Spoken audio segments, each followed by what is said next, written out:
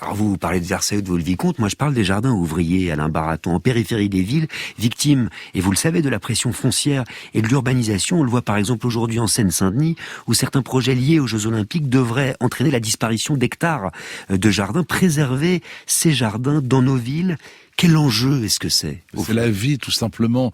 Tout à l'heure, vous parliez des jardiniers. Les jardiniers sont déjà les sentinelles de l'environnement. Ce sont eux qui colorent les villes. Ce sont eux qui alertent sur la disparition des insectes ou des oiseaux. Mais les jardins sont des refuges également. Quand on détruit un jardin pour construire un bâtiment, quelle que soit la noblesse de la cause de cette construction, on supprime une famille tout entière, des enfants, de s'intéresser au végétal. Comment voulez-vous, vous parlez de la Seine-Saint-Denis, comment voulez-vous qu'aujourd'hui la forêt amazonienne ne soit pas en danger quand on est incapable d'expliquer à un petit gars de Saint-Denis pourquoi le petit jardin qu'il appréciait va être rasé. Alors, apprenons déjà à respecter nos espaces verts.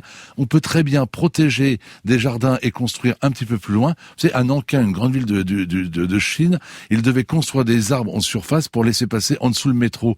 La population s'est rebellée. Les arbres ont été sauvés et le métro fonctionne. Quand on veut, quand on se donne les moyens, on y arrive. Ce qui se joue, en fait, c'est tout simplement la place accordée à la nature dans nos villes.